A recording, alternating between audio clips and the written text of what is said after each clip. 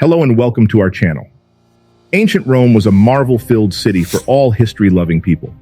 In various ways, the history of ancient Rome never ceases to astound us. In this video, we will discuss Circus Maximus, the biggest and most famous entertainment complex in ancient Rome. The vast arena known as Circus Maximus, which was constructed in the 6th century BCE, had a capacity of over 250,000 people. Some of the most amazing things in human history have happened here. Incredible things happened at Circus Maximus, and incredible people also lived there. The finest athletes and combatants of their day competed there for fame, in a setting where the seemingly impossible became achievable. Some historians contend that the Etruscan kings who controlled Rome prior to the founding of the Roman Republic created the Circus Maximus, while others contend that Tarquinius Priscus, the 5th king of Rome, was responsible for its initial construction. Regardless of its precise origins, the Circus Maximus saw extensive renovations and expansion under later Roman emperors, becoming a focal point of Roman entertainment and culture. We'll examine what transpired here in more detail today and discover why it has held our attention for so long. The biggest and most significant entertainment area in ancient Rome was the Circus Maximus. It held a number of events that the Roman populace found to be quite popular. Let's discuss some of the major activities that happened at the Circus Maximus. Chariot races. Chariot races were the most well-known and well-attended spectacle at Circus Maximus. These competitions took place on a huge oval track that was more than 600 meters in length. The chariots themselves were svelte, lightweight machines drawn by teams of horses that raced around the track, often at dizzying speeds, and raced in a series of laps. The aurigae, or drivers, were expert athletes who steered their chariots around the track, frequently at dizzying speeds. The races were very risky, with collisions and crashes occurring frequently. Yet, they attracted crowds of up to 1 million people because of their enormous popularity. Unquestionably, the most well-liked and magnificent show in Circus Maximus was the chariot race.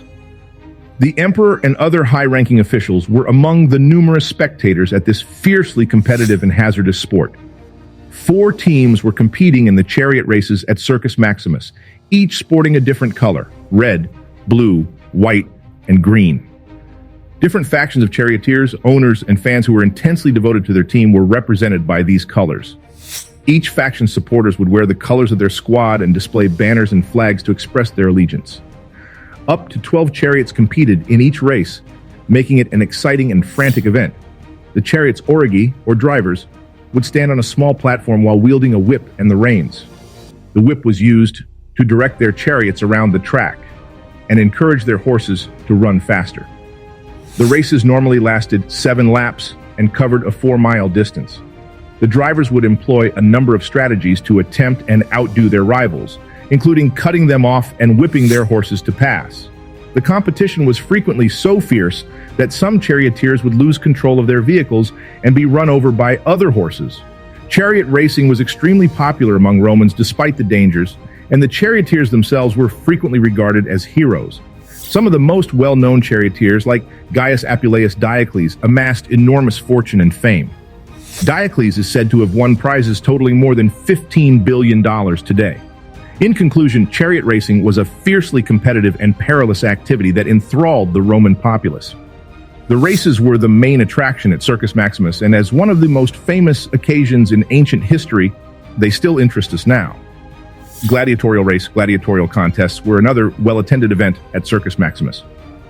These were manufactured fights between trained fighters who, in most cases, were slaves or prisoners of war, who engaged in death-defying combat for the crowd's enjoyment.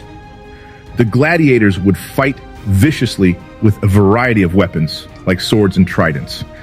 Even though the bouts were frequently scripted, they were nevertheless quite deadly, and many gladiators lost their lives in the arena. At Circus Maximus, gladiatorial battles were a particularly well-liked spectacle that drew sizable audiences of spectators. These fights were staged contests between gladiators, trained combatants who fought to the death for the audience's amusement. Usually, slaves or captives of war, gladiators were made to fight in public. Depending on their fighting style, they had different weapons and armor and had received training in diverse combat techniques. The gladiators performed rehearsed actions and maneuvers throughout the bouts in order to create a show for the audience. At Circus Maximus, the gladiatorial battles were frequently incredibly vicious and gory. The participants would fight with a variety of weapons, such as swords, spears, tridents, and nets. They would duel until one of them was dead or rendered unconscious, with the triumphant gladiator frequently dispatching their foe with a decisive strike. The gladiatorial battles were also loaded with symbolism, standing for the force and power of the Roman Empire. The bouts were designed to mimic well-known battles and conquests from Roman history, and the contestants were frequently decked out in lavish costumes and armor. Gladiatorial combat was extremely popular among the Roman populace, despite the roughness and risk of the battles. It was viewed as a way to demonstrate the bravery and power of the gladiators and to provide the violent impulses of the Roman populace a channel. Due to their prowess in the ring, the fighters themselves rose to fame and fortune. Some even obtained their freedom. However, gladiatorial combat was a gory but well-liked sight that entertained and awed the Roman populace at Circus Maximus. One of the most famous incidents in ancient history, the battles served as a symbol of the greatness and power of the Roman Empire and still hold a special place in our imaginations today: animal hunts. Another contentious event that took place at Circus Maximus was animal hunting. These were fake conflicts between people and lions, tigers, and other wild animals. The animals were frequently transported from distant locations and malnourished for several days prior to the event to increase their ferocity. The humans' only weapons were spears and swords, making the battles frequently quite one-sided. Venaciones, another name for animal hunts, entailed slaughtering exotic animals for the audience's enjoyment. These hunts were frequently part of a larger show that also featured gladiatorial combat and chariot races. Lions, tigers, elephants, bears, and even crocodiles were among the exotic animals that were used in these hunts. Before the event, the animals were generally caged and hungry to increase their level of aggression during the hunt. The animals were let loose into the arena during the competition when hunters would try to kill them with a variety of weapons, such as spears, swords, and arrows. The hunts were frequently arranged to produce dramatic moments, with the animals charging at the hunters or the hunters pulling off acrobatic tricks to evade the onslaught of the animals. The animal hunts were also loaded with symbolism, signifying the Roman Empire's control and supremacy over the natural world. The animals represented the conquered peoples and territory of the empire, and the hunts were frequently staged to mirror major conflicts and conquests in Roman history.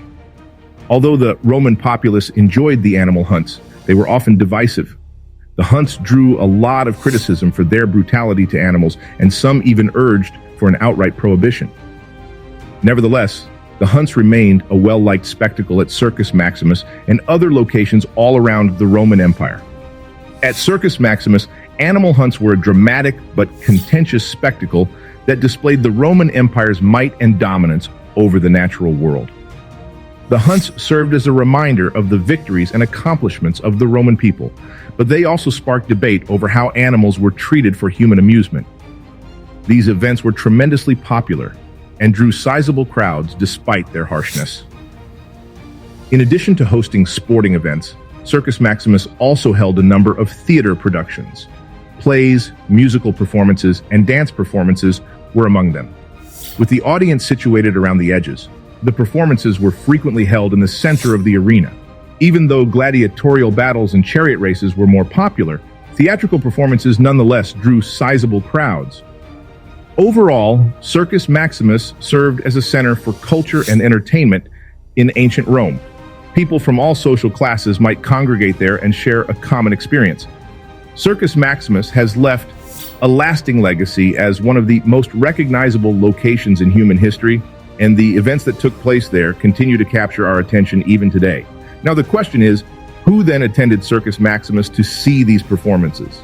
Everyone is the response. Everyone was welcome in the arena, including the wealthiest patricians and the poorest plebeians. People from all social classes might congregate there and share a common experience. The crowd was yelling and cheering at every turn of the races or fights, creating an electrifying environment. At Circus Maximus, there was seating for 250,000 spectators. And who took part in these? The right reply is a wide range of people. Chariot racers were frequently former slaves who had ascended the racing team's ranks. However, some gladiators were volunteers who saw the contest as an opportunity to gain notoriety and money. Gladiators were mostly political prisoners or criminals. Hunters were specialists with specialized training in the slaying of hazardous animals. Even though the arena is now in ruins, its legacy endures. It never ceases to amaze us with its majesty, spectacle, and audacity. I hope you found the video to be useful and enjoyable. Don't forget to like, comment, and subscribe to our channel for more great content about history and culture. We appreciate you watching this video.